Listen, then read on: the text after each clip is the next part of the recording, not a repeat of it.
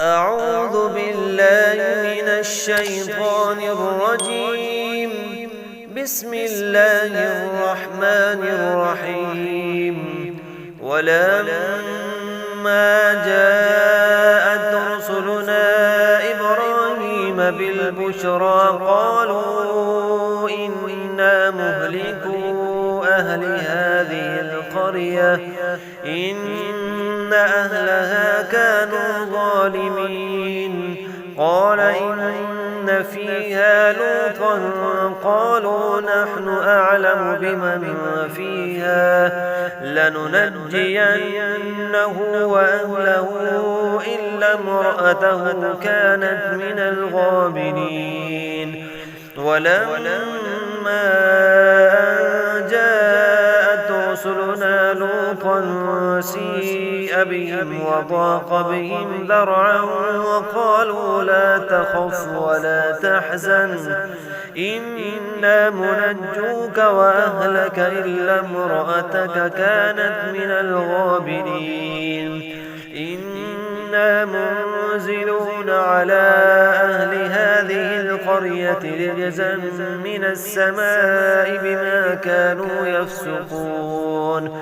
ولقد تركنا منها آية بينة لقوم يعقلون. وإلى مدين أخاهم شعيبا قال يا قوم اعبدوا الله وارجوا اليوم الآخر ولا تعثوا في الأرض مفسدين. فكذبوه فأخذتهم الرجفة فأصبحوا في دارهم جاثمين.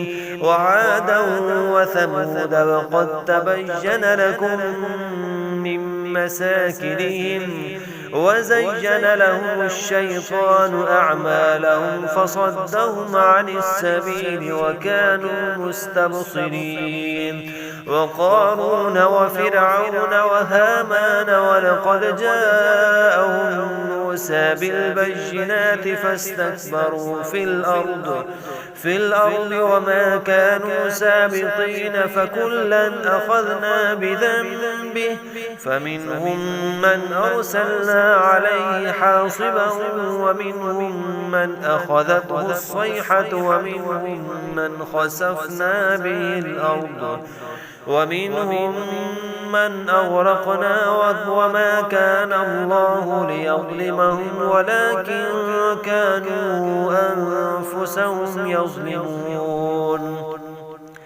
مثل الذين اتخذوا من دون الله أولياء كمثل العنكبوت اتخذت بيتا وإن أوهن البيوت لبيت العنكبوت لو كانوا يعلمون. إن الله يعلم ما يدعون من دونه من شيء وهو العزيز الحكيم. وتلك الأمثال نضربها للناس وما يعقلها إلا العالمون. خلق الله السماوات والأرض بالحق إن في ذلك لآية للمؤمنين.